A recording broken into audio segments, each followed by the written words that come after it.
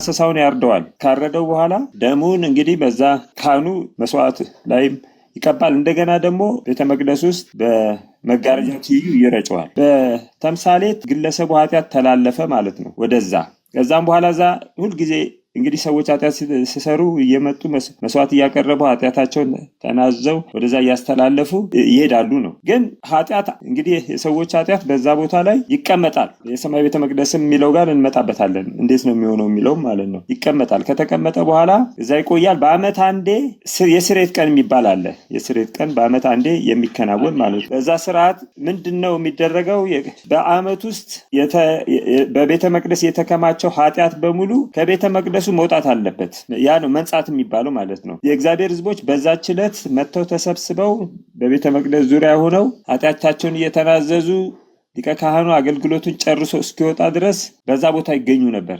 ሊቀ ካህኑ እዛ የገባው እንግዲህ 2 ፍየሎች እጣ ይወጣና መስዋዕት የሆነው ፍየል የእሱን ደም ይዞ ይገባል ወደ ቅድስተ ቅዱሳን ማለት ነው። ከዛ በኋላ የአገልግሎቱን የቅድስተ ቅዱሳን አገልግሎት ከጨረሰ በኋላ ከቅድስተ ቅዱሳን የህዝቡን ኃጢአት ከቤተ መቅደሱ የህዝቡን ኃጢአት ተሸክሞ ይወጣል። ከወጣ በኋላ ውጪ የምትጠብቀዋ ሁለተኛዋ ፍየል ላይ የህዝቡን ኃጢአት ያስተላልፍባታል። ከዛ በኃጢአት በተምሳሌት ወደዛ ይተላለፋል። ያቺ ፍየል ወደ ምድረ በዳ ሰው ይዟት ሄድና ምድረ በዳ አውሬ እንዲበላት ወይ ደግሞ በዛው እንድትቀር ሰው እንዳያገኛት ተደርጎ በምድረ በዳ ትጣላለች። አውሬ ይበላታል።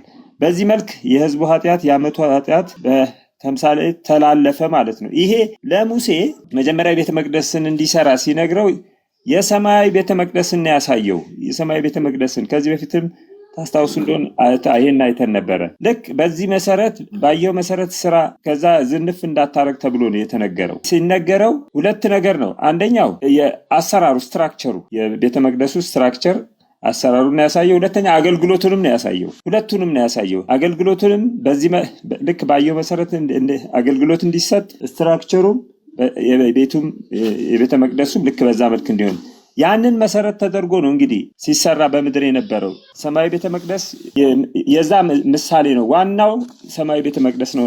አሁን ክርስቶስ በምድር መጥቶ መስዋዕት እስኪሆን ድረስ እነኚህ ስርዓቶች ይከናወኑ ነበር። እነኚህ ስርዓቶች እየተደረጉ ነበረ። አሁን እነኚህ ስርዓቶች በሙሉ ክርስቶስን እንደሚያመለክቱ ኢየሱስን እንደሚያመለክቱ የምናረጋግጠው ልክ ኢየሱስ በመስቀል ላይ ሲሞት የቤተ መቅደስ ስርዓት ጠቅላላ ነው አገልግሎቱን ፍጻሜ ያገኘው ማለት ነው። ጠቅላላ ነው። አንድ የቤተ መቅደስ አገልግሎት፣ ሁለተኛ ደግሞ ቤተ መቅደሱም ራሱ ቤተ መቅደሱም በሮማውያን ሙሉ ለሙሉ ይፍረስ እንጂ ቤተ መቅደሱ አገልግሎቱ ኢየሱስ በመስቀል ላይ ሲሞት ማለት ነውና የዛን ጊዜ ቤተ መቅደሱ መጋረጃ ለሁለት ተቀደደ ይለናል መጽሐፍ ቅዱስ። የመስዋዕት ከሰዓት በኋላ መስዋዕት ጊዜ ነበረ። ካህኑ ለመስዋዕት ሊያደርግ ይዞት የነበረው በግ ከእጁ አመለጠ፣ ቢላውም ከእጁ ላይ እንደወደቀ እንመለከታለን። እና ይሄ የምድራዊ ቤተ መቅደስ በሙሉ ስርዓት ኢየሱስ ክርስቶስን የሚያሳይ ስርዓት ነው። ያ ሙልጭ ብሎ ቀርቶ ኢየሱስ ራሱ ሊቀ ካህንና መስዋዕት ሆኖ በረገዛ ደሙ ወደ ሰማይ ቤተ መቅደስ ወደ ቅዱሱ ክፍል ገባ ማለት ነው። ይቺ ምድር አደባባዩን ትወክላለች። በምድራዊ ቤተ መቅደስ መስዋዕት የሚደረግበት አደባባዩ ላይ ነበረ። ኢየሱስ በዚህ ምድር ላይ መስዋዕት ስለሆነ አደባባዩን ትወክላለች። ከዛ መስዋዕት ሆነ ወደ ሰማይ በገዛ ደሙ እንደገና ወደ ቅዱሱ ክፍል ገባ። ከዛ ከቅዱሱ ክፍል ሲያገለግል ቆይቶ እስከ 1844 ኦክቶበር 22 2300 ዓመታት የሚለው ላይ እዛ ላይ ከዚህ ፊት ማጥንተናል። ወደ ቅድስተ ቅዱሳን ገባ። አሁን ቅድስተ ቅዱሳን ሲገባ ምንድነው የሚያደርገው? በቅድስተ ቅዱሳን ብለን ስንመለከት አንደኛ ያው የማለደ ስለኛ የሚማልዳል። እንደገና የቤተ መቅደስ መንጻት ልክ ሊቀ ካህኑ በአመት አንዴ እንደሚገባው እሱም ሊቀ ካህናችን ኢየሱስ ወደ ቅድስተ ቅዱሳን ገባ። የመንጻት ጊዜ ነው። ያም ደግሞ የፍርድ ምርመራ የሰዎች የእያንዳንዱ ሰው ሁኔታ የሚወሰንበት ጉዳዩ የሚታይበት ነው ማለት ነው። ይሄ የሚሆነው ለምንድነው? ልክ በምድራዊ ቤተ መቅደስ የእያንዳንዱ ሰው ጉዳይ ውሳኔ አግኝቶ ሊቀ ካህኑ ኃጢአቱን ተሸክሞ ይዞ ወጥቶ ለፍየሏ እንደሚያስተላልፈው ክርስቶስ ኢየሱስም እንደዚሁ የእያንዳንዳችን ሰው ሰው በህይወታችን ያደረግነው በክርስቶስ ማመናችን አምነን ደግሞ በሱ መንገድ መሄዳችን በህይወታችን የምናሳያቸው ነገሮች ሁሉ መልካምም ይሁን ክፉ ሁሉ በሰማያዊ ቤተ መቅደስ ተመዝግበው ይቀመጣሉና በዛ መሰረት በተጻፉ መሰረት ምን ይሆናል ማለት ነው? ያንን የሰዎችን ጉዳይ በፍርድ ምርመራ ይታያል የሚለው ነው። እና ይሄ የፍርድ ምርመራ ሂደቱም ስንመለከት ልክ መጀመሪያ ከሞቱት ይጀምራል። ከዛም በኋላ የሞቱት በተጻፈው ማለት ነው። አሁን ስለ የሞቱት ሲባል ሰዎች እንግዲህ ያው የተለያዩ ትምህርቶች አሉ ስለሙታን። ነገር ግን የሞቱ ሰዎች ምንም አያውቁም፣ ሞተዋል። ነገር ግን በህይወት እያሉ የሰሯቸው መልካምም ይሁን ክፉ ነገሮች ሁሉ ተመዝግበዋል ማለት ነው። ተመዝግበው በሰማይ ቤተ መቅደስ በመጽሐፍ ተጽፎ ነው ያለው።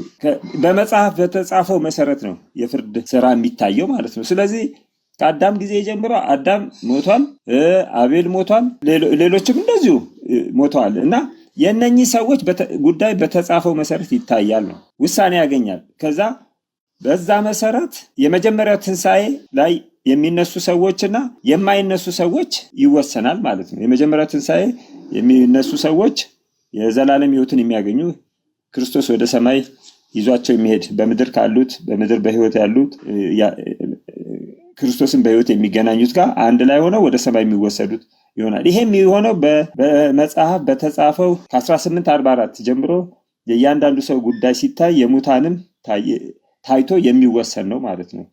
ከዛ በኋላ የሙታን ሲጠናቀቅ የሕያዋን እንደሚጀምር ይነግረናል መጽሐፍ ቅዱስ።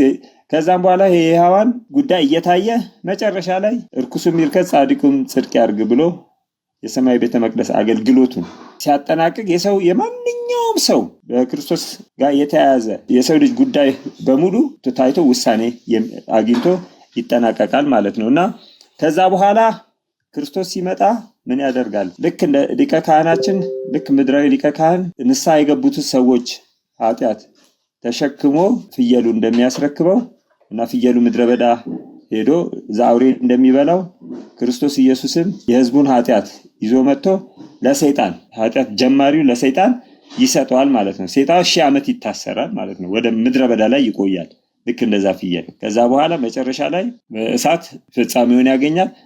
ያቺ ፍየልም ምድራዊ ቤተ መቅደስ የሕዝቡን ኃጢአት ተሸክማ የነበረችው ፍየል አውሬ እንደሚበላት ማለት ነው። በዚህ መልክ ልክ ምድራዊና የሰማያዊ ቤተ መቅደስ አገልግሎታቸው በዚህ መልክ የተያያዘ ነው የሚለውን ሐሳብ ለመስጠት ነው። ምናልባት ሐሳቦች ተጨማሪ ነገሮች ማለት አሁን ሰማያዊ ቤተ መቅደስ ላይ ታዲያ እንዴት ነው ምን እየታየ ነው የሚለውን ነገር የፍርድ ምርመራ ከተጻፈው አንጻር የሚለው የህይወት መዝገብ አለ፣ የኃጢአት መዝገብ አለ፣ የመታሰቢያ የሚባል አለ። እነዚህ ምንድናቸው የሚለውን ቀጣይ የምንመለከትበት ይሆናል። እስካሁን ባለው ላይ ግን ሐሳቦች እና ጥያቄዎች ካሉ በእኔ በኩል ይሄ ነው ሐሳብ ያለኝ። መሲህ እግዚአብሔር ይባርክ። እንግዲህ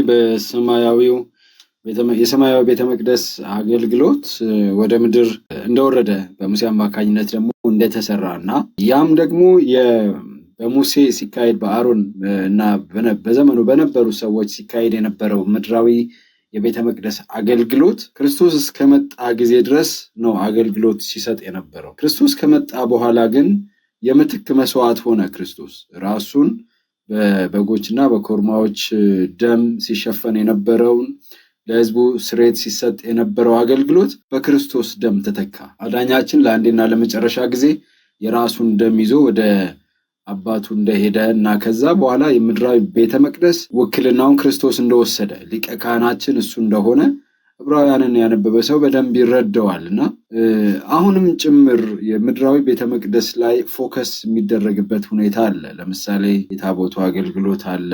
የታቦትን አገልግሎት ሰዎች ሲያካሂዱ ከዛ ጋር እንደው በእርግጥ አንድ ላይ ማስኬድ ነበረባቸው። የስርየትንም የስርየት አገልግሎት አይሰጥም፣ አንድ ላይ መሰጠት ነበረበት። እንግዲህ አንዱን ይዞ አንዱን አንጠልጥሎ ሆነ እና አሁን ምን ጥቅም አለው? ምድራዊ ቤተ መቅደስ አሁን ላለነው ሰዎች ምድራዊ ቤተ መቅደስ የሚሰጠን ትምህርት አለ ወይ? ከዛ ልንወስድ የምንችለው ትምህርት አለ ወይስ በቃ እሱ አልፏል ምንም አያስፈልግም ብለን ምንተው ነገር ነው? ወይስ እንዴት ነው? እዛ ላይ ምንድነው ማድረግ የምንችለው? እንቀበለዋለን ያንን ሙሉ ለሙሉ ወይስ በግማሽ እንቀበለዋለን ወይስ ሙሉ ለሙሉ እንተዋዋለን? ምንም የሚያስተምረን የሚያሳስበን ነገር የለም ወይ? የምድራዊ አገልግሎት አልፏል፣ በክርስቶስ ተተክቷል። ግን አሁን ላይ ምን አይነት እንደምታ ምን አይነት ትምህርት ሊሰጠን ይችላል? እሱ ላይ ደግሞ ትንሽ እንወያይ። መሴ ተባረክ። ሌሎቻችሁ ሀስ ጀሮም እንኳን ደህና መጣ። ከብዙ ቆይታ በኋላ መጥተሃል። እንግዲህ እንኳን ደህና መጣ። እንኳን ደህና ቆያችሁኝ። ሁላችሁም እንዴት ናችሁ? ጥሌ እግዚአብሔር ተጽፏል። ከቆይታ በኋላ ሆነ ያመጣው ዛሬ። እግዚአብሔር ይመስገን። እዚህ ላይ የምትለን ነገር ካለ ማለት ትችላለህ፣ ካልሆነ እንቀጥላለን። ችግር የለም። አሁን ሰማይ ቤተ መቅደስ አለ። እንግዲህ ዕብራውያን ምዕራፍ 8 ቁጥር 2 ላይ ወደዛች በሰው እጅ ወዳልተሰራች ገባ ነው አይደለም ብለው በእግዚአብሔር እጅ ወደ ተተከለች ይላል። ራእይ ዮሐንስ ላይ 11:19 ነው እና እሱ ላይ በሰማይም ያለው እግዚአብሔር መቅደስ ተከፈተ፣ የኪዳኑም ታቦት ታየ ይላል በውስጡ እና አሁን ምድር ላይም ነበረ በታሪክ እንደተነሳው የምድሩ ክርስቶስ ልክ ሲሰቀል ማቴዎስ 27 ላይ ነው መሰለኝ ቁጥር 57 ነው ካልተሳሳትኩኝ። የፊዚካል የነበረው በአካል የነበረው ምድራዊ ቤተ መቅደስ አበቃለት። ክርስቶስ መስቀል ላይ ወጥቶ ተፈጸመ ባለ ጊዜ መቅደሱ ውስጥ የነበረው መጋረጃ ከላይ እስከታች ለሁለት ሲቀደድ ያ ምድራዊ ቤተ መቅደስ አገልግሎቱ አበቃለት ነው እና ምድር ላይ አሁን ምድር ላይ ፊዚካል የሆነ ቤተ መቅደስ አለ ቢባል የለም። ሰማይ አለ? አዎ አለ። ስቲል ክርስቶስ ራሱ እዛ ሆኖ እያገለገለ ነው። ሊቀ ካህናችን ሆኖ ዕብራውያን ምዕራፍ 7 ላይ ስለሱ ሊቀ ካህንነት ይነግረናል ነው እዛ ቤተ መቅደስ ውስጥ በተለይ 7:5 ላይ ሊያማልድ ዘወትር በሕይወት ይኖራል እያለ ይነግረናል። እዛች መቅደስ ውስጥ ሰማይ ያለው መቅደስ ውስጥ እና ምድር ላይ ሰው ምንድን ነው ያለው ብለን ብንል አንድ መቅደስ አለ ከህንፃ ከድንጋይ ከምን ያልተሰራ በእግዚአብሔር እጅ የተሰራ እኛንን ነው። የአንደኛ ቆሮንቶስ ነው። ሁለተኛ ቆሮንቶስ 6 ላይ 3:18 ነው። የእግዚአብሔር መቅደስ ናችሁ ይለናል ነው። ምድር ላይ አሁን እየተንቀሳቀሱ ያሉት ምድር ላይ ያለው መቅደስ ማን ነው ይባል እኛንን ዛሬ እና ይህንን ነው ለማለት የፈለግኩት። እሺ ሀስ እግዚአብሔር ባርክ። ጥሩ ሀሳብ ነው ያነሳልን። ተባረክ። ምድር ላይ ያለነው ቤተ መቅደስ እኛ ነን። ምክንያቱም ቤተ መቅደሶቼ ናችሁ ብሎ ጠርቶናል በይፋ ማለት ነው እና የምድራዊውን አገልግሎት የክህነቱን ስራ የሊቀ ካህንነቱ ስራ ክርስቶስ ራሱ ወስዶ በሰማይ አለ። አሁን በስራ ላይ ነው። ክርስቶስ የክህነት ስራ እያደረገ ነው። የማማለዱን ስራ እንደቀጠለ ነው። ምናልባት ባለፈው ትንሽ ሀሳብ ተነስቶ ነበረ እና ክርስቶስ መምጫው እንዴት ዘገየ ብለን አንስተን ነበር። ትዝ ካላችሁ ያው የሊቀ ካህኑ ስራ በአመት አንዴ ሲሆን የስርየት ስራውን ወይንም የቤተ መቅደስ የማንጻት ስርዓቱ የእስራኤል ልጆች ሁሉ ኃጢአት የሚስተሰረይበት ሂደት ነው እና ከዛ ጋር ተያይዞ ብዙ አይደለም የሚቆየው ቆይታው። ሊቀ ካህኑ እዛ ገብቶ እግዚአብሔር ኃጢአታቸውን ይቅር ብሏል ወይስ አላለም የሚለውን ኮንፈርሜሽን ካገኘ በኋላ ወደ ህዝብ ይወጣል። ኃጢአት ከተስተሰረየ ሰው ሁሉ ምስጋናን ለእግዚአብሔር ለአምላኩ ይሰጣል። ደግሞ ይቅር ካልተባሉ እንደዚሁ ወድቀው ደግሞ ንስሐ ይገባሉ እና ያ ሂደት አጭር ነው እና ክርስቶስ ደግሞ ወደ ቅድስተ ቅዱሳን የገባው እንግዲህ በ1844 ነው።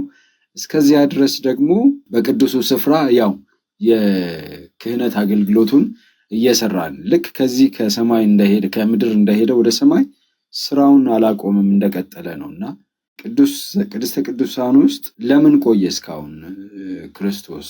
ምናልባት ባለፈው ትንሽ ተወያይተንበት ነበረ። ከዛ ጋር ተያይዞ ትንሽ ሀሳብ እናነሳና በሰማያዊ ቤተ መቅደስ ያለው ሊቀ ካህንነት ስራ የክርስቶስ ስራ ክህነታዊ ምልጃ፣ የመጨረሻ ፍርድ እንደዚሁም የምትክ መስዋዕትነትን እያደረገ ነው እና የመጨረሻው ፍርድ ደግሞ ከዚህ ጋር ተያይዞ ምን ሊመስል ይችላል የሚለውን እናንሳ። ሰዎችን ጉዳይ መመልከት ለእግዚአብሔር ምንም ረጅም ጊዜ አያስፈልገውም። ልክ ያንን ልክ እንደ ምድራዊ ፍርድ ቤት እያንዳንዱ ፋይል እየተገለበጠ የተወሰኑ ሰዎች ዛሬ ታይቶ በቃ ደክሟቸው በቃ የሚቀጣይ ደግሞ ነገ ደግሞ እናያለን ልክ በዛ መልክ አይደለም። ይህን ያህል ጊዜ እንትን ያለው ኬዞችን የእያንዳንዱ ሰው ጉዳይ አይቶ ለመደምደም ምንም ጊዜ አይወስድበትም ለእግዚአብሔር። ዋና የዘገየበት ምክንያት አንደኛ የኛ ለመዘጋጀት ነው። ከጥሩ ምሳሌም አለ በአድቬንቲስት ታሪክ እናነሳዋለን እና ሰዎች ስላልተዘጋጁ የንስሐ ጊዜ ይሄ ወሳኝ የሆነ ጉዳይ ነው። ክርስቶስ ኢየሱስ ለመጨረሻ ከቅድስተ ቅዱሳን ሲወጣ የእያንዳንዱ ሰው ጉዳይ ተደምድሟል። ለምን ሲደመደም ለምንድን ነው? ለዘላለም ሕይወት ወይ ለዘላለም ሞት ነው እና በጣም ወሳኝ ጉዳይ ስለሆነ ሰዎች ክርስቶስ ኢየሱስ ታላቅ መስዋዕትነት የሞተላቸው ወደ ንስሐ መጥተው በዚህ ታላቅ መስዋዕትነት እድል ተጠቃሚ የሆኑ ዘንድ እግዚአብሔር ስለታገሰ ነው። ከአድቬንቲስት ትምህርት አንጻር እናውቃለን። ለምሳሌ 1888 ጥሩ ምሳሌ ነው። 1888 ኋለኛው ዝናብ መልእክት መጥቶ ነበር፣ ግን እኛ ባለመቀበላችን መልእክቱ ውጤታማ ሳይሆን ቀረ። እንደገና ደግሞ ልክ እንደ እስራኤሎች ልክ ከነዓን ሊገቡ ብለው ጫፍ ላይ በደረሱበት ሰዓት በሰላዮቹ ሪፖርት በ12ቱ ሰላዮች ከሄዱ በኋላ በርካቶቹ አንችልም፣ እዛ ያሉት ያጠፉናል፣ ይገሉናል፣ ይጨፈልቁናል፣ ከነሱ ጋር ስንተያኛ እንዳንበጣነን የመሳሰሉት ብለው ሁለቱ ኢያሱና ካሌብ ግን እንችላለን አሉ። ህዝቡ ጠቅላላ እነዛ በርካቶቹን የአስሮቹን ሰማ። ጠቅላላ ልናልቅ ነው ብሎ አመፀ።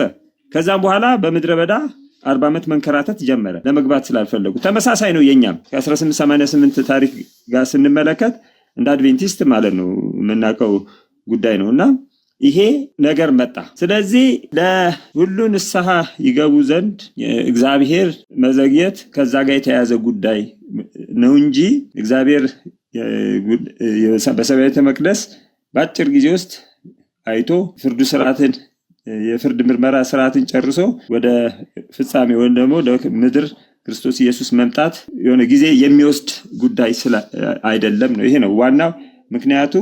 ከዚህ ጋር የተያያዘ ነው የሚል ሐሳብ ነው ያለኝ።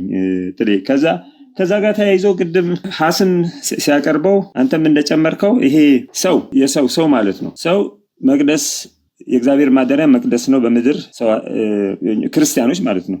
ክርስቲያኖች ክርስቶስን የምናምን የእግዚአብሔር መቅደስ ማደሪያዎች ነን እና የእግዚአብሔር ቤተ መቅደስ ሶስቱን ለማያያዝ ስለፈለኩኝ ነው። ሶስቱ በዮሐንስ ወንጌል ምዕራፍ 2:19 ላይ ኢየሱስም መልሶ ይህን ቤተ መቅደስ አፍርሱ በ3 ቀን አነሳዋለሁ አላቸው ይላል። ስለሱ ማለት ነው። ስለሱ ነው የተናገረው። ከዛ 20 ላይ ስለዚህ አይሁድ ይህ ቤተ መቅደስ ከ46 ዓመት ጀምሮ ይሰራ ነበር፣ አንተስ በ3 ቀን ታነሳዋለህን አሉት። አይሁዶች ያኔ በቀጥታ ያንን ቤተ መቅደስ ጉዳይ መስሏቸው ነበር፣ ምድራዊ ቤተ መቅደስን ማለት ነው። እሱ ለመስራት 46 ዓመት ወስዶ ነበረ። አንተ ግን እንዴት በ3 ቀን እሰራዋለሁ አነሳዋለሁ ትላለህ ብለው ነበር የተረጎሙት። ይህን ያነሳሁት ለምንድን ነው? ቤተ መቅደሱ ሲሰራ 46 ዓመት እንደፈጀ እዚህ ጋር ምድራዊ ቤተ መቅደሱ 46 ዓመት እንደፈጀን ተናግረዋል። እንደገና ደግሞ በትንቢት የመጀመሪያው መልአክ መልእክት መጥቶ የሁለተኛው መልአክ መልእክት የሶስተኛው መልአክ መልእክት የወሰዱት ጊዜ በአሁን በመጨረሻ ከቤተ ክርስቲያን ከ7ኛ ቀን አድቬንቲስት ቤተክርስቲያን መቋቋም ጋር የመጀመሪያ ሁለተኛ ሶስተኛ መልአክ መልእክትን ሲልክ 46 ዓመት ነው የወሰደው። ቤተ መቅደሱ ግንባታ የዚህ ቤተክርስቲያን ግንባታ ማለት ነው ከ1798 እስከ 1844 ስንመለከት ማለት ነው። ሶስተኛ እኛም ደግሞ ሰዎች እንግዲህ ስንሰራ አንድ ሰው 46 ክሮሞዞም ነው ያለው፣ 23 ከእናት 23 ከአባት፣ ያው ከባዮሎጂ ጋር በተያያዘ የምታውቁት ነገር ስለሆነ ማለት ነው። እና ይሄ 46 ራሱ ከቤተ መቅደስ ግንባታ ጋር የተያያዘ ጉዳይ ያለው መሆኑን ሐሳብ በዚሁ ለማቅረብ ነው። ሜቢ በሰማይ ቤተ መቅደስ ቅድም እንዳልከው ምንድነው ያለው ሁኔታ የሚለው ቀጣይ እንመለከታለን። ከዛ በፊት ግን ምናልባት ሐሳቦች ጥያቄ እንዳልከው ካሉ ምክንያቱም ወደ ቀጣይ ስንሄድ ብዬ የማስበው እነዚህ የፍርድ ምርመራ ሂደቱ ከማን ጀመረ፣ በማን ላይ ይጠናቀቃል፣ ደግሞ ምንድነው እነኚህ በዛ መዝገብ በመጽሐፍ ተከፈቱ ይላል። ራዕይ መጽሐፍ ላይም አለ። በመጽሐፍ በተጻፈ መሰረት ሰዎች ውሳኔ ያገኛሉ የሚለው ነገር አለ። እንደገና ደግሞ ስታንዳርዱ ምንድነው መለኪያው የሚለውንም የፍርድ መለኪያ እያንዳንዱ ሰው ጉዳይ የሚታየው መለኪያው ምንድነው የሚለውን እነዚህ ክፍሎችንም ቀጥሎ እንድናያቸው ማለት ነው። ግን ከዛ በፊት እስካሁን ባየኑ ላይ ሜቢ ሀሳቦች ካሉ ቢሰጡበት እዛኛው ከመግባታችን በፊት ጥላይ። እሺ መሴ ተባረክ። ምናልባት ሀሳብ ካላችሁ ሌሎቻችሁ። ሰላም ለእናንተ። አንድ ላይ ትንሽ ሀሳብ ልጀምር። ይቻላል። ምህረት እንዴት ነሽ? እግዚአብሔር ይመስገን። እግዚአብሔር ዘመናችሁን ዘላለማችሁን ይባርክ። እንግዲህ በመክፈቻ ጸሎትም በሁሉ ረገድ እዚህ ቦታ እያገለገላችሁ ያላችሁትን እግዚአብሔር ይባርካችሁ። እንግዲህ ስለ የክርስቶስ አገልግሎት በሰማያዊ ቤተ መቅደስ ይላል። እግዚአብሔር ይባርካችሁ። እኔም ያው ትንሽ አንድ ጊዜ አንድ ፓስተር እግዚአብሔር ይባርክ በእውነት እንደዚህ አይነት ፓስተሮችን እግዚአብሔር ያብዛልን እላለሁ። ትንሽ ወጣቶችን ሰብስቦ ያስተምረን ነበር ስለ ቤተ መቅደስና አንድ ጊዜ ምን አለ፣ እውነት እባካችሁ የምትማሩትን ደብተር ላይ ጻፉ፣ የተጻፈው ይወረሳል ምናምን ብሎ ነበር። አረሰም። አሁን እንግዲህ ርዕሱ ያ ትዝ አለኝና ያችን ደብተር ሲከፍት ያው መንፈስ ቅዱስ አእምሮ ላይ ያሳስበውን ትንሽ ብቻ ያው ብዙ ሀሳብ ጨምረውበታልና ምን ይላል እንግዲህ አማላጃችን ነው ጌታ ኢየሱስ። እንግዲህ ያ አማላጅ ከዛ ቤተ መቅደስ ከሰማያዊ ቤተ መቅደስ ከወጣ ምንም ተስፋ እንደማይኖረን ነው ያኔ ስንማር በደንብ ፓስተሩ የሚያስተማረንና ግን ያ የምህረቱ በር መቼ እንደሚዘጋ አናቅም። ዛሬ ለማንም ምንም አይነት ጥፋት አጥፍቶ ሊሆን ይችላል በመውቅም ባለመውቅም፣ ግን አሁን የምህረቱ በር ክፍት ነው። አንዳንዴ ሰዎች እግዚአብሔር ይቅር የማይል አይነት አድርጎ ሊያስቡት፣ የእውነት እግዚአብሔር መሐሪ ነው፣ ማንም እንዳይጠፋ ወዶ ግን ስለናንተ ሃሌሉያ። እውነት ይሄ ጌታ አስደናቂ ነው። ማንም እንዳይጠፋ ወዶ ግን ስለናንተ ይታገሳል አለ። ስለዚህ ያ ታላቁ አማላጃችን ጌታ ኢየሱስ ከዛ ከቅድስተ ቅዱሳን ከዛ ቤተ መቅደሱ ሳይወጣ እያንዳንዱ ሰው ምህረት ማግኘት፣ እያንዳንዱ ሰው አማላጃችን ከሱ ሌላ በሰማይ በምድር አማላጅ እንደሌለ ነው የእግዚአብሔር ቃል የሚናገረው። ሊያስታርቀን መጣ። አሁን አንዳንድ ሰዎች አይታችሁ ከሆነ በቤተ ክርስቲያን ራሱ ያሉት እንትና ከእንትና ጋር ታረቅ ሲባል ኧረ በስመ አብ እኔ ከሱ ጋር በፍጹም ይላሉ። ኢየሱስ ግን ሊታረቅ ከሰማይ የወረደ ጌታ ነው። እኔ በጣም ነው ያንሳስ የምደነቀው። ሰው የሆነ ከኛ ጋር ሊታረቅ ነው። ሰው የሆነ ይሄ ከየት ጋር ቄምዛኩ በፍጹም ትላል። ኢየሱስ ግን አምላክነቱን ትቶ ወደ ሰው የተቀየረው ግን ከኛ ጋር ሊታረቅ ፈለገው። ሃሌሉያ መጣ። እኛ ሄደን አይደል፣ እሱ ነው የመጣው። ኑ እንታረቅ ብሎ ስሙ ከፍ ይበል ለዘላለምና ስለዚህ እያንዳንዱ ሰው እንግዲህ ኢየሱስ ቅድስተ ቅዱሳንን እንግዲህ ኢየሱስ ቅድስተ ቅዱሳንን ለቆ ሲወጣ ምን ይከሰታል የሚለው አማላጅ እንደማይኖር፣ ሰባቱ መቅሰፍት እንደሚከሰት፣ የምህረት በር መዘጋት እንደሚሆን፣ አሁን ክርስቶስ በቅድስተ ቅዱሳን እያለ ከኛ የሚጠበቅብን ምንድን ነው? እንግዲህ ምህረትን ማግኘትና ንስሐ መግባት ነው። ህይወታችንን በንስሐ እንግዲህ መጽዳት፣ ይሄ መቆረጥ ያለበት ክርስቶስ የማይከብር የኃጢአት ሸለፈት፣ ክርስቶስ የማይከብሩ ነገር የትኛውም ቅርፊት ከህይወታችን እንዲቆረጥ ራሳችንን በማዋረድ ራሳችን እንተው፣ ስማችን እንተው፣ ዘራችን እንተው፣ ብሔር አሁን ትልቁ በክርስቲያኖች ላይ ሰይጣን የጫነው ድንጋይ የጫነው ምንድነው? ለስማችሁ ይጠነቀቃሉ፣ ለማይረጋችሁ። አሁን ለዛኑ በአደባባይ ላይ በኮንፊደንስ የኢየሱስን ኃያልነት የሚሰብክ የለም። ለምን? ይጠነቀቃል። ወይ እንዲህ ብሎ እኮ አሁን እንዲህ ይሉኛል፣ እሱ ተውት። እኔ አሁን ምንም ስም ይውጣል፣ ምንም ሰው ይበለኝ፣ እኔ በቃ ክርስቶስ ፍቅሩ ግን አስደል ለእኔን ለማዳን እሱ አላፈረብኝ። እኔ እንዴት አፍራለሁ? በአደባባይ የተሰቀለውን ኢየሱስ እያንዳንዳችን በአደባባይ መመስከር አለብን። ስለዚህ የአማላጃችን ኢየሱስ ያን ቅዱስ ስፍራን እንደ ድሮ ትንሽ ሆኖ አይመጣም፣ ጥንጥ ሆኖ አይመጣም፣ የተናቀ ሆኖ አይመጣም፣ ኃያል ሆኖ ይመጣል፣ የሚያስፈራ ሆኖ ይመጣል። እንግዲህ ጌታችን ከዛ ስፍራ ሳይወጣ እያንዳንዱ ሰው ያ የስራው ጊዜ ሳያበቅ የምህረቱ በር ሳይዘጋ እያንዳንዳችን ጉልበታችንን ልጆች ላይ፣ ጉልበታችንን ትዳር ላይ፣ ጉልበታችንን ስራ ላይ ሳይሆን ዋናውን አንድ አገል እውነት ዩቲዩብ ቻናል ላይ ይመስለኛል በዚህ ዘመን ላይ ሰው ግራ የሆነው ነገር ነው። ቤተክርስቲያን ላይ ያለው ቀኝ የሆነው ሁሉ ዓለም ላይ ነው። ዋና ኃይላችንን ጉልበታችንን እድሜያችንን ሁሉ ኢየሱስ ይጠቀመው። የዛኔ ነው የሚያዋጣ። ተባረኪ እቴ ምህረት፣ እግዚአብሔር ይባርክሽ። ጥሩ በጣም ጥሩ ሐሳብ ያስቀመጥሽልን። ተባረኪ፣ ጸጋ ይብዛልሽ። ሌላ ሐሳብ ካለ ምናልባት ከዛ ወደሚቀጥለው ጥያቄ እንሄዳለን። እሺ ፊሽ ወንደና መጣ ዌልካም። ግማሾቹን መልሶች አልሰማኋቸውም። ለምን ዘገየ የሚለው ላይ ነው አለ ጥላ ያላችሁ። አልሰማሁም መልሶችን፣ ግን የራሴን ሀሳብ ልስከ ድጋሚ የምናገር ከሆነ እንግዲህ ይቅርታ። አንደኛ መሰረታዊ ሀሳብ አሁን የጠቀሰችው ጥቅስ ጴጥሮስ የተናገረው ነው።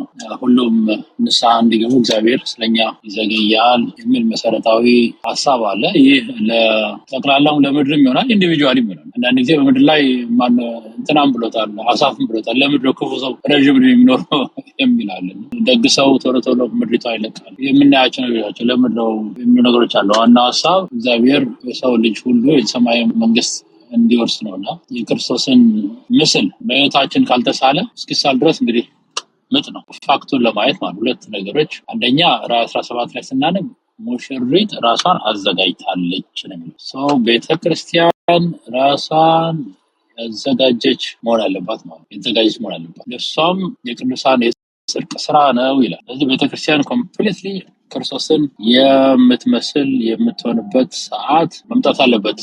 መከሩ እንዲደርስ ማለት በዚሁ ግን ቤተክርስቲያን ስንል ኢንስቲትዩሽኑ ነው ወይስ እንደ ግለሰብ ነው? የትኛው ነው? አሁን ቤተክርስቲያን አንዳንዴ የምናይበት ሁኔታ አለ፣ ምንም ያልተዘጋጁበት ሌላ ነገር የሚሰሩ አሉ እና ከዛ ኢንስቲትዩሽኑ ራሱ ነው የሚዘጋጀው ወይስ በግለሰብ ደረጃም በሚኒስትሪ ደረጃም የእግዚአብሔርን ስራ ለመስራት ጥረት ማድረግና እንደ ቃሉ በመኖር ሰዎች የሚኖሩት እነሱ ናቸው? እንዴት ነው ቤተክርስቲያን ስንል? ከዚሁ ጋር አንዴ ግልጽ አድርገው። ይቅርታ ስለቆረጥኩ። በቤተክርስቲያን አንዳንዶች የሚያስቁኛል፣ ቲክቶክ ላይ እሰማለሁ። በዚህ ቤተክርስቲያን አልሆነ ሰው አይድንም ነው በታፔላ አይዳንም። ክርስቲያን ስለተመላለስንም አይዳንም ሲባል የዘላለም ህይወት አይገኝም። የዘላለም ህይወት ሰው ለማግኘት ከክርስቶስ ጋር የሚራመድ ህይወትን መኖር አለበት። ልክ ሄኖክ እንደተራመደው ማለት ነው። ያ ይቻላል አይቻልም ስለሌላ ነገር ሆኖ ያ አንደኛው ክራይቴሪያ ነው። ቤተክርስቲያን ራሷን ማዘጋጀት አለባት ሲባል ይህ ቪዚብል እና ኢንቪዚብል ቸርች አለ። አሁን ለምሳሌ ኤልያስ በዓል ነቢያት ጋር በቀርሜሎስ ተራራ ከተዋጋ በኋላ ሲሰደድ ለእግዚአብሔር ምን ብሎ ነው ኮምፕሌን ያቀረበው? እኔ ብቻ ቀረሁ ነው ያለው።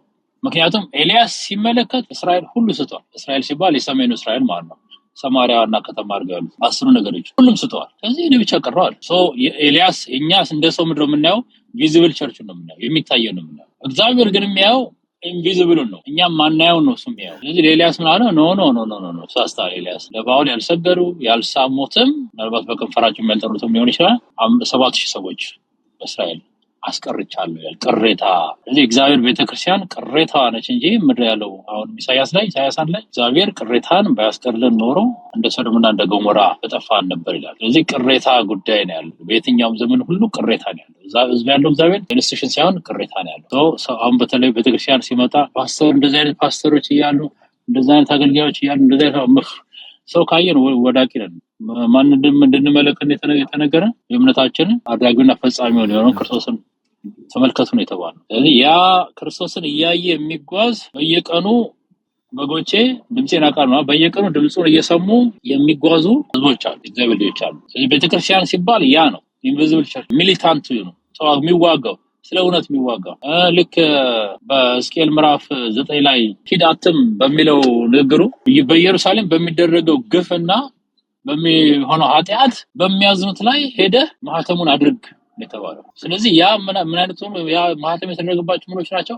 ኢንቪዚብሎች ናቸው። አሁን ሲታይ ዝም ብሎ ኢየሩሳሌም ልትወሰድ ሲል በኤርሚያስ ዘመን ሰው ያለ አይመስልም። ግን እግዚአብሔር ሰዎች አሉት ማህተም የተደረገባቸው እና ያ ማህተም ክርስቶስን እንዲመስሉ የሚያደርግ ወይም እግዚአብሔርን መምሰል የተለማመዱ ክፉን የሚርቁ መልካሙን እየያዙ የሚጓዙ ሰዎች ናቸው ማለት ነው። ስለዚህ ቤተክርስቲያን ሲባል የህብረት ጉዳይ አለ። እያንዳንዱ 10ም ወጡ ይላል ማቴዎስ ምዕራፍ 10 ምዕራፍ 25 ሊመሰክሩ አይተዋወቁ፣ ሁሉም መብራት አላቸው፣ ሁሉም ደናግል ናቸው። ለሚታየው ሰው በጣም ያምራሉ። ነገር ግን ዘይት እንደሌላቸው እና በዘይቱ ኃይል መብራታቸውን የማያበሩ 5 ሞኞች የተባሉ እንዳሉ የሚያውቁም አሉ እግዚአብሔር ብቻ። ስለዚህ የቸርች ሚሊታንት ቤተክርስቲያን ስንመለከት ጄጅ ስናደርግ በጣም ተጠቀሙ።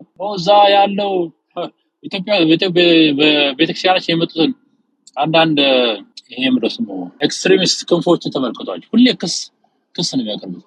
ፓስተሩ እንደዚህ አድርጎ ፓስተሩ ሌባ ሆኖ እዛ ያሉት የምንተምናምን ትምህርት እያስተማሩ ቆም ራስህ በክርስቶስ ላይ ጸንተህ ቁም። የሰው ጉዳይ አይደለም ክርስትና። ስለዚህ ይሄው እንደማወራው የቸርች ሚሊታንት እግዚአብሔር ሰዎች ሁልጊዜ እንዳሉት ለማሳየት ነው። ሰው አንደኛ ቤተክርስቲያን ራሷን እንድታዘጋጅ ሲል ክርስቶስ ከመዘግየቱ ከመምጣቱ ዘግይቷል። አንደኛው እሱ ነው። ሁለተኛው ደግሞ የአመጽ ኃይልም ፉሊ ማቹርድ መሆን አለበት።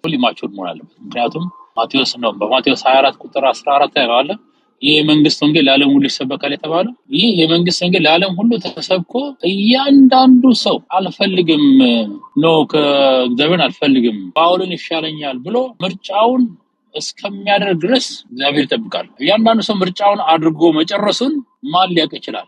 ምንም ሊያውቅ ይችላል። ለዛ ነው የጌታ መምጣት ማንም ሰው ሊያውቀው የማይችለው፣ ማንም ሊያውቀው አይችልም።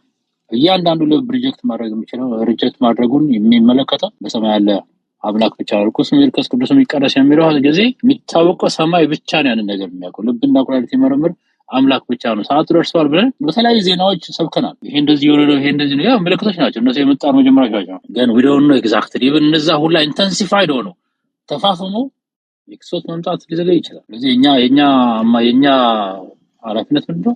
መብራታችንን እያበራ በመንፈስ ቅዱስ ኃይል ክርስቶስን የመምሰልን ህይወት የተለማመድን መጓዝ ነው። ራስን አስለምድ ነው የተባለው ለጢሞቴዎስ ጳውሎስ እግዚአብሔር ለምሳሌ ራስን አስለምድ ልጁ በብዙ ወንድሞች መካከል በኩር ይሆን ዘንድ አስቀድሞ ያወቃቸው የልጁን መልክ እንዲመስሉ አስቀድሞ ወስዷል።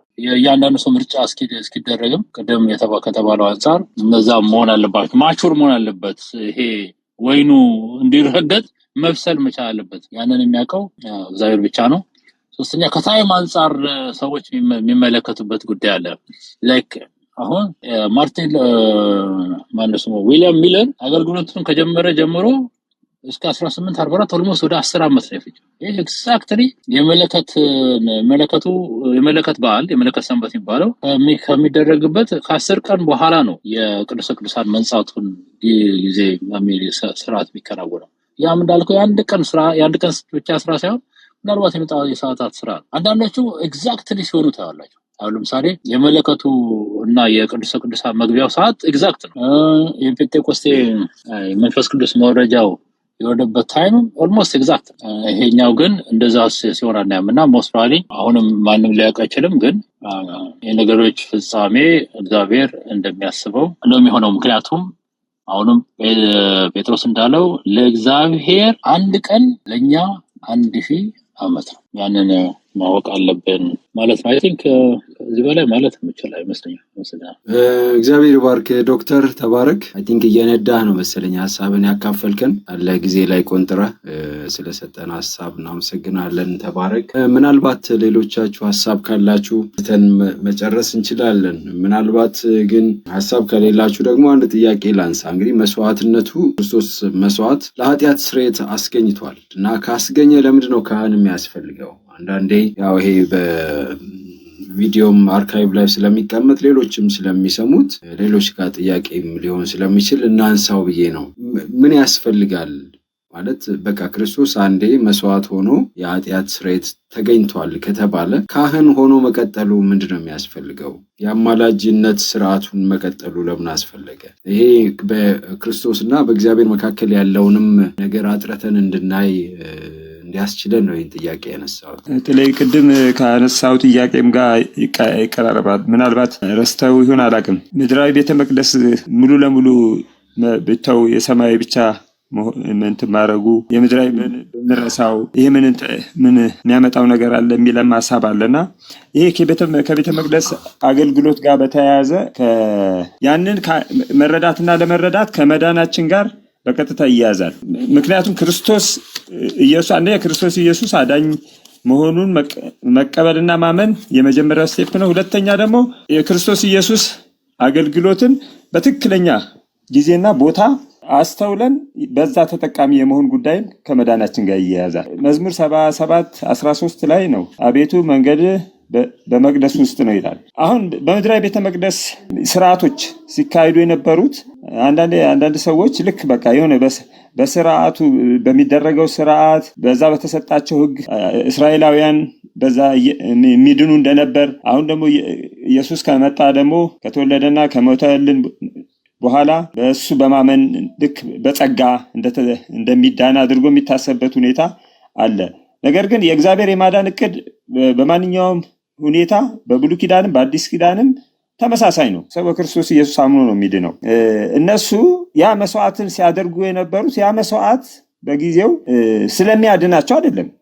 ጳውሎስም ብሏል የኮርማዎችና የፍየሎች ነው ደም ከኃጢአት አያነጻም ብሏል። ያ እነሱ የሚያደርጉት መስዋዕት የእንስሳው ደም ስለሚያነጻ ነው ብለው አይደለም። እነሱ በእምነት ነው። አንድ ወቅት ለእነሱ የሚመጣ መስዋዕት የሚሆን መሲህ እንዳለ ስለሚያምኑ በእምነታቸው ነው የሚድኑ የነበረው ማለት ነው። እና ያ ስርዓት ሲካሄድ ቀጥታ ከፊት ለፊት ኢየሱስ ክርስቶስ መጥቶ መስዋዕት እንደሚሆን የሚያሳይ ነበረ። እሱ ከመስዋዕት ከሆነ በኋላ ከዛ በኋላ ደግሞ ያለው ያ ቀድሞ የነበረው የመስዋዕት ስርዓት ይቀራል። እሱ ራሱ መስዋዕት ሆነ። ለሙሴም ስራ ሲባል የሰማይ ቤተ መቅደስ ነው እግዚአብሔር ያሳየው። በዚህ መልክ ስራ ተጠንቀቅ። ስራ ቅድም መጀመሪያም እንዳልነው የስርዓቱ የሚከናወነውም ስርዓትም ፊዚካል ስትራክቸሩም ልክ ባየኸው መሰረት አድርግ ነው የተባለው። አሁን ሰማይ ቤተ መቅደስ አገልግሎት አለ ማለት ነው። እና ይሄ ሰማይ ቤተ መቅደስ አገልግሎት ክርስቶስ ኢየሱስ ራሱ መስዋዕት ሆኖ እንደገና እሱ ራሱ ካህን ሆኖ ወደ ሰማይ ቤተ መቅደስ ገባ። እሱ በሰማይ ቤተ መቅደስ ቅዱሱ ክፍል በነበረበት ጊዜ በኋላም አሁን ደግሞ በቅድስተ ቅዱሳን በገባበት ጊዜ እሱ ያለበት ቦታ በትክክል በእምነት ተከትለኑ ከእሱ ጋር ግንኙነት ማድረግ አለብን። ለምሳሌ በቀላል ምሳሌ እንሂድ። በሰማይ ቤተ መቅደስ እኮ የማማለድ ስራ ይሰራል። በኃጢአታችን ብንናዘዝ እሱ ይቅር ሊለን አለ በሰማይ። እና ይሄን አሁን እሱ ያለበትን ቦታ የማያውቅ በምድራዊ ቤተ መቅደስ ስርዓት ተጠምዶ የምድራዊ ቤተ መቅደስ ስርዓትን እያካሄደ በአሁኑ ጊዜ ማለት ነው። ግን እንደው ኢየሱስ ክርስቶስ እያለ የሚልም ቢሆን ነገር ግን ወይ የታቦት ስርዓት ወይም ሌሎችም ስርዓቶች የምድራዊ ቤተ መቅደስ የሚያደርግ ከሆነ ኢየሱስ ክርስቶስ የቱ ጋር ነው ያለው? ምን እያደረገ ነው? ስለኔ እኔና እሱ ያለን ግንኙነት በምን አይነት መልክ ነው የሚለውን ነገር እስካላወቀ ድረስ በትክክል የቱ ጋር እንዳለ እስካላወቀ ድረስ የኢየሱስ ክርስቶስ አገልግሎት ተጠቃሚ አይሆንም ማለት ነው። ወደኋላ እኮ መለስ ብለን ስንመለከት የክርስቲያን ዓለም የመጀመሪያ ሁለተኛ መልአክ መልእክትን ሳይቀበል ቀርቶ በሶስተኛ መልአክ መልእክትን ተጠቃሚ በሚድናይት ክራይም ተጠቃሚ ያልሆነበት ሁኔታ የሶስተኛ መልአክ መልእክትንም ሳይቀበል የቀረበት ሁኔታ አለ። የሶስተኛ መልአክ መልእክት እኮ የመጣው ልክ ኢየሱስ ክርስቶስ በሰማይ ቤተ መቅደስ ወደ ቅድስተ ቅዱሳን ሲገባ ነው። አሁን ልክ በወቅቱ የነበሩ ክርስቲያኖች ኢየሱስ የማማለድ ስራውን ያከናውናል፣ ለእኛ ጠበቃ ነው የመሳሰሉትን ያምናሉ እኮ።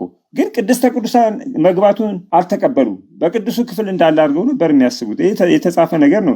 ቀደምት ጽሑፎች ላይም ማየት እንችላለን። እሱ ቅድስተ ቅዱሳን ነው ያለው፣ እነሱ ቅዱሱ ክፍል ነው ያለው ብለው ነው ጸሎታቸው የሚያከናውኑት። ነገር ግን በዛ ቦታ የለም፣ ተጠቃሚ አይሆኑም። እዛ ውስጥ ያንን ፓርት ስናነብ እኮ ብዙ ነገር አለ የተጻፈ። ስለዚህ በትክክል የክርስቶስ ኢየሱስ የአገልግሎት ተጠቃሚ ለመሆን ክርስቶስ ኢየሱስ የት ነው ያለው የሚለውን በትክክል መረዳትና ማወቅ ያስፈልጋል።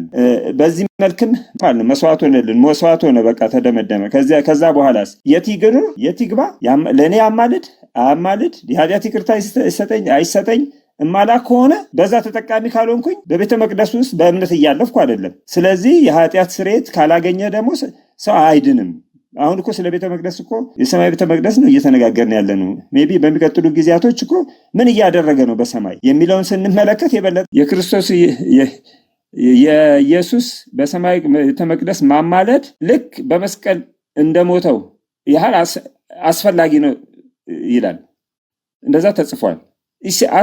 ኢሴንሻል አዝ ይላል። ልክ አስፈላጊ ነው። በሰማይ ቤተ መቅደስ ማማለዱ ለእኔ ልክ በመስቀል ላይ እንደሞተው አስፈላጊ ነው። እኩል ነው። እዛም እንደሞተው በመስቀል እንደሞተልኝ ካመንኩኝ እያማለደልኝ መሆኑን ማመን አለብኝ። አስፈላጊ ነው። ይህን ካላመንኩኝ በመስቀል ብቻ ሞተልኝ የሚለው ለመዳኔ ዋስትና ሊሆን አይችልም። ምክንያቱም የቤተ መቅደስ ጉዞን እናየዋለን። ምን ይጠበቃል? ከዛም በኋላ በኢየሱስ አምኜ በኃጢአት በወድቅ ንስሐ መግባት እንዳለብኝ፣ በቅድስና እያደግኩኝ መሄድ እንዳለብኝ፣ ትእዛዛቱን መጠበቅ እንዳለብኝ፣ ይሄ ሁሉ ነገር ከቤተ መቅደስ ጋር የተያያዙ ጉዳዮች ስለሆኑ ማለት ነው። እና ይህን ካላወቅን በትክክል ለመዳናችን ወሳኝ የሆነውን ጉዳይ ሚስ የምናደርግበት ነገር ሊፈጠር ይችላል የሚል ሀሳብ ለመጨመር ነው። በተለይ ቅድም ስለተነሳ። መሴ እግዚአብሔር ይባርክ።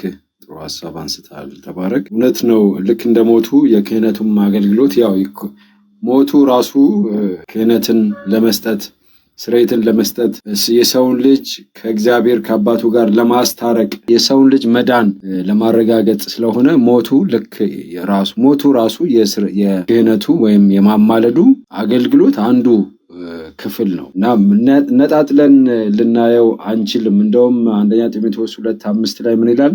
አንድ እግዚአብሔር አለና በእግዚአብሔርና በሰው መካከል ያለው መካከለኛ ደግሞ አንድ አለ፣ እርሱም ሰው የሆነ ክርስቶስ ኢየሱስ ነው ይላል እና በሰውና በእግዚአብሔር መካከል ጣልቃ የገባ የራሱን ደም ይዞ የገባ ራሱ ክርስቶስ እንደሆነ እንመለከታለን። ምናልባት አንዳንዶች ክርስቶስ ጌታ ነው ካላችሁ እንዴት አማላጅ ነው ትላላችሁ የሚል ሀሳብ ስለሚያነሱ ክርስቶስ ሞተ ካልን ደግሞ ለምን ሞተ ብለን ደግሞ መጠየቅ አለብን። ለምንድን ነው የሞተው? ሌሎች ለምን መተዋል? ሞቱ ክህነትን አገልግሎት ለመስጠት ከአባቱ ጋር ለማስታረቅ ካልሆነ ሞቱ ምን ዋጋ አለ? እና ያንን ለማንሳት ነው።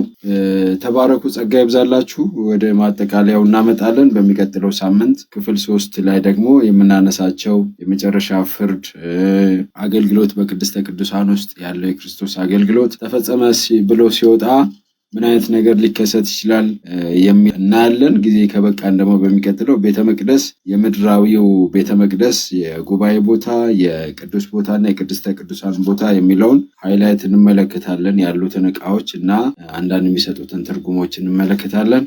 እስካሁን የቆያችሁ ሁሉ የተሳተፋችሁ ሁሉ እግዚአብሔር ይባርካችሁ። ተባረኩ። በሚቀጥለው እሁድ ምሽት እንገናኛለን። የጌታ ሰላምና ጸጋ ለሁላችሁ ይብዛላችሁ። ደህና እደሩ።